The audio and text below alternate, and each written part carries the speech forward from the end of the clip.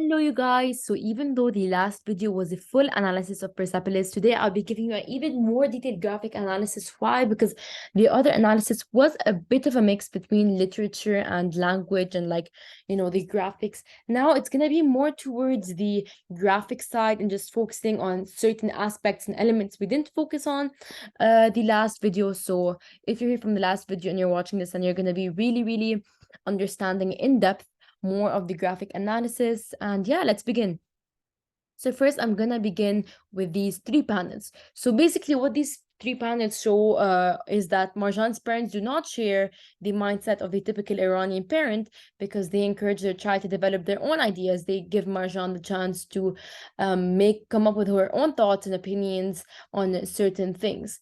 And even though they might seem unrealistic, like when she wants to be a prophet or so, they still let her express her opinion, actually formulate her own opinions. And this is not only expressed through the interaction between them, however, the facial expression plays an important role as well.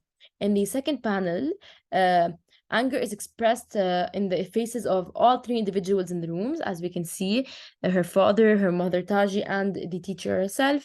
They all have arched eyebrows, and basically their jaws are tense, and there's really intense eye contact between her mother Taji and the teacher.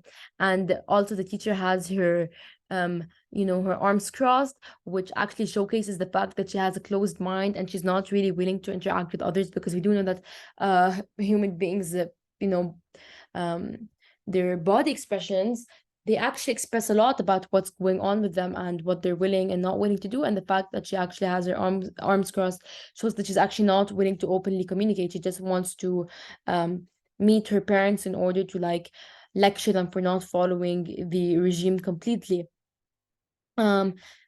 Taji is opposing the teacher's body language because her arms are loose and relaxed, whereas the teacher's arms are crossed, suggesting that Taji is more liberal, whereas the teacher is more narrow-minded. Like I said, Marjan's father can be seen with his eyes closed in the third panel, indicating that he's not concerned about Marjan developing her own ideas. As we know, he's the one who always encourages her to do so, because he always gives her books, gives her ideas. Marjan's parents' liberal outlook confuses the teacher, who was depicted as having a question mark on her head. As you can see, she's confused. She's just looking with an apathetic look on her face. She has a question mark over her head. Her father has no concern whatsoever. And now we're going to be analyzing this. Now, we did briefly talk about this the last video if you watched it. So now we're going to be talking about this again. So basically, we're just gonna introduce the event that took place. So Marjan's mother had to dye her hair and wear glasses for a long time because a European magazine photographed her, and it ended up getting published everywhere, even in an Iranian magazine. And officials ended up seeing it, and she was in danger. She was at risk. So basically, panel 1 illustrates Taji protesting against the rule of wearing the veil. Her face expression shows a forceful woman as her eyebrows are arched. Her eyebrows are arched, which showcase, and her mouth is open. So basically, it's signifying that she's courageous enough to fight for her rights and is willing to use her voice and speak up. Lastly, her body language agrees with her facial expression, as she has a clenched fist. It just denotes her strength and the fact that she is, determined enough to not give up. And she has her arms raised and her mouth open, and she's willing to just completely participate in this protest. But panel 2 gives a completely different message. Basically, it displays the moment where she dyes her hair. It sheds light on the fact that her old self that lives in a modern world died. She's gone. This woman depicted in panel 1 is gone. And that's actually the main point of the totalitarian regime of Iran. And not only that, it highlights the fact that the Islamic Revolution stands for deteriorating human rights, like I previously said, because it lets you express yourself freely. So as we can see, oh yeah, this is actually the same notes I used from the old video, where she just talks about where we just talk about how the Islamic Revolution what uses Islam or abuses Islam to be more specific in order to actually strip women, mostly women, specifically women, from their rights, even though men were also stripped from their rights. And now we're going to be talking about the juxtaposition. So basically, the juxtaposition of panels 1 and 2 depict the danger of not wearing a hijab through Taj's shift in emotional state in panel 1 and panel 2. As we can see in panel 1, readers can see a brave woman who's willing to fight for her rights. And she had like all this face expression, all of this like personality showing, whereas in panel 2, readers can see a broken woman who can barely recognize her reflection in the mirror. So by contrasting the shape of Taj's eyebrows, we're just gonna go up so you guys can see. We can see like they're slanted downward, whereas here they're completely arched. We can see actually readers may determine the level of fear she's experiencing. In panel 1, her eyebrows are suggesting that she's feeling rage. In panel 2, Taji's eyebrows are slanted downwards, which implies sadness and fear. It's mainly fear because she is dyeing her hair at the end of the day, so she would become unrecognizable by certain authorities and certain figures in Iran. And her gloomy facial expressions and the fact that she dyed her hair out of fear allows readers to infer that her emotional state has been affected, demonstrating the serious consequences of not wearing the hijab. The extent of severity of these consequences is appalling, to the point where they even scare a woman like Taji, because we do know that she is a very strong woman, and we can see how even the Islamic regime got to her. Now, in this panel, we did not discuss this panel in the last video. The terrified expression we can both see on both Margie's parents' faces in this panel following the publication of the photograph of Taji's protesting in the veil in an Iranian magazine, like I previously mentioned, serve as a clear warning of the negative effects of such actions. The fear in their eyes is shown by the fact they are both looking downwards.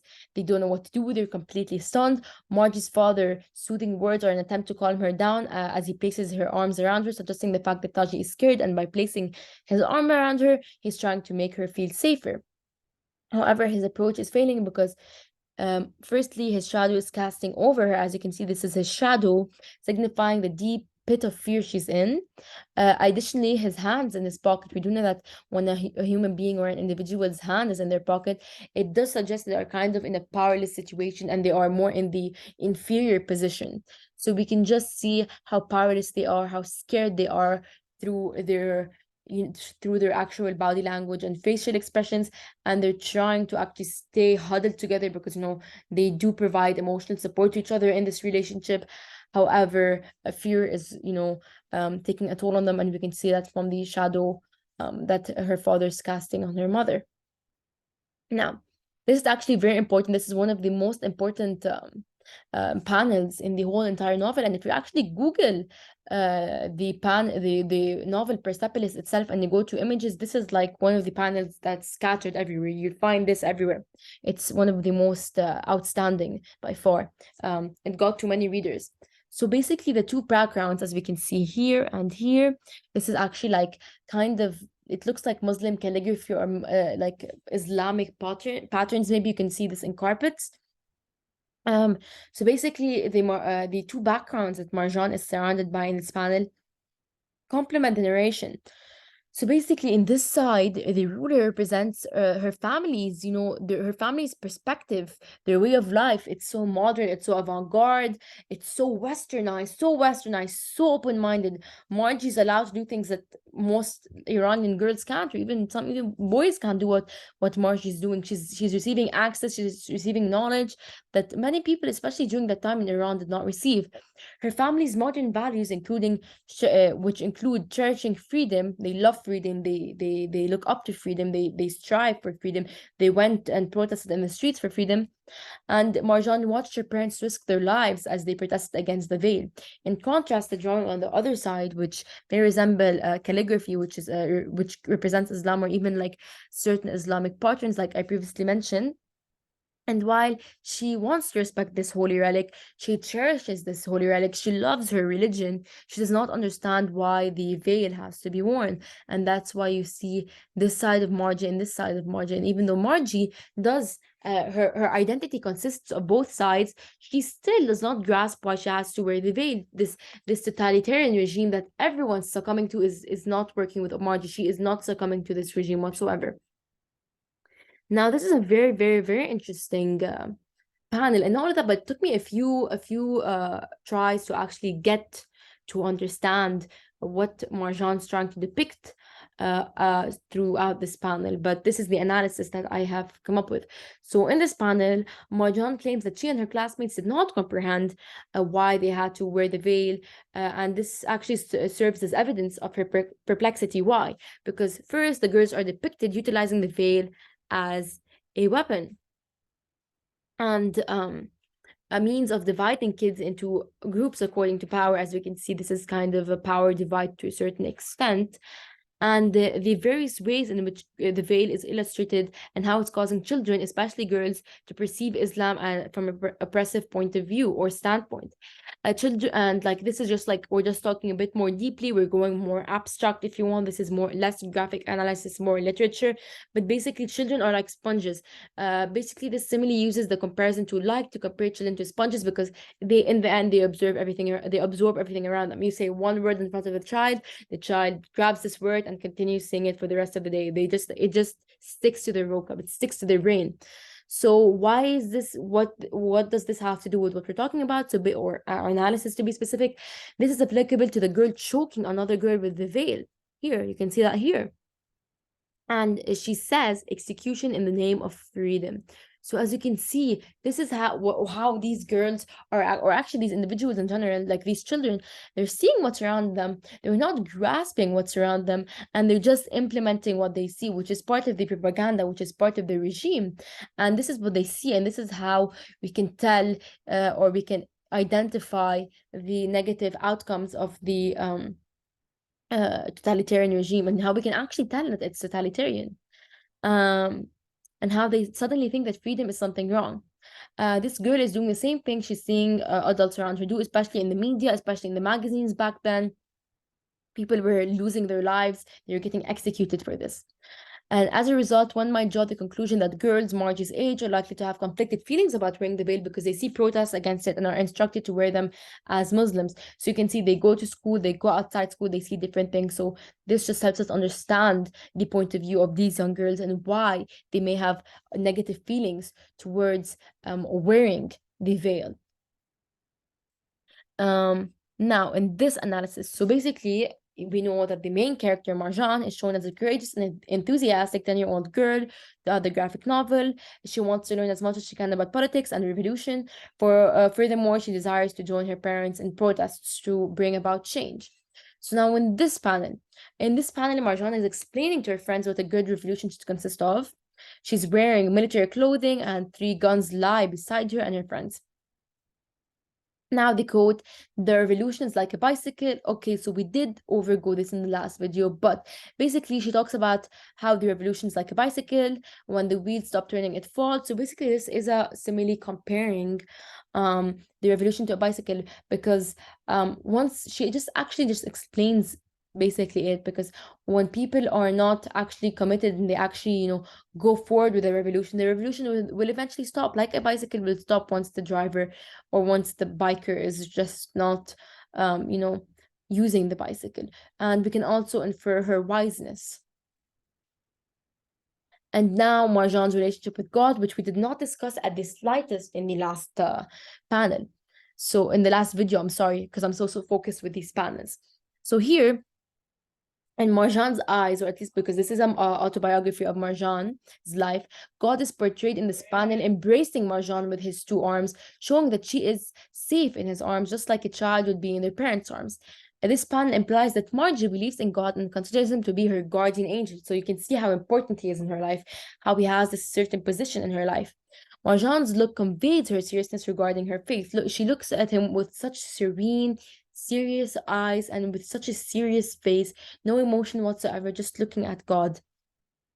In this panel, color symbolism is utilized to convey the idea that God was Margie's only source of light at the time, because the Islamic Revolution had entirely transformed her lifestyle, which is the reason that God is in white, whereas the surrounding background is all black, symbolizing all the darkness in Iran during the revolution. So we know that all of these things happened in Iran. People were getting killed. Her parents were going to protests. Her mom got published in Iranian magazine, and her life was threatened. So we can see all these things happening. But God, he was Marjan's escape. He was the only thing Marjan would look forward to. He was her light.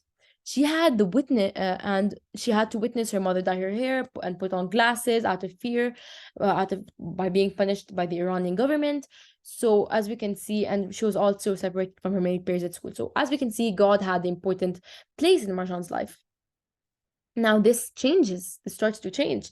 In this panel, Marjan addresses God with a commanding tone, given that she says, let's discuss. And I told you. So these are like very commanding, like they have a very strong underlining connotation. And this might be inferred. Additionally, the fuel-filled tank behind her, we can see this fuel-filled tank nearby, shows that she's angry and that her rage is a result of the events going on around her, because as we can see, it's all black, it's all everything happening to her. The manner Marjan addressed God completely shifted in these two panels, so because there was two panels between these. So basically, she talks to him with the utmost respect and politeness, but then that's what depicted in the first panel, as she had serene eyes gazing into God's directly. In contrast, in the second panel, she's gazing at him, as we can see here, furiously. And the background serves as a metaphor for the circumstances in Iran. It is the black flames because all of the negative developments involved dread and wrath. The second panel fumes, on the other hand, represent the toll that these incidents have had on Marjan's relationship with God. So basically, this is all the bad things happening in Iran, and this is how they're affecting Margie. This is the flame, and it's going out of Margie.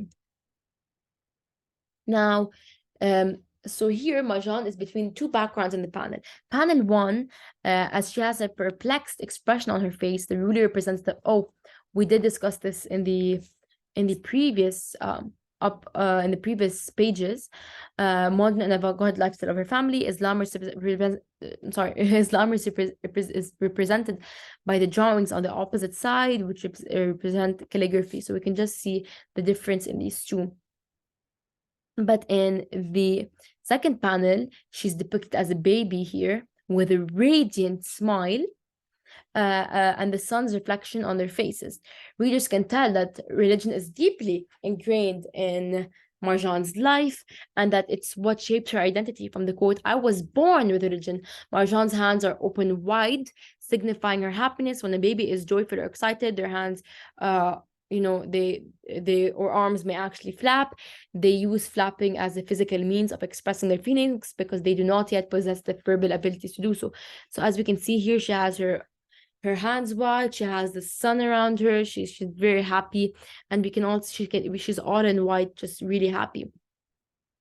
In panel 3, Marjan's face is shaped like a sun, as we can see here. A symbol of strength, positivity, vigor, and clarity that conveys her point of view on religion and the value it has on her life.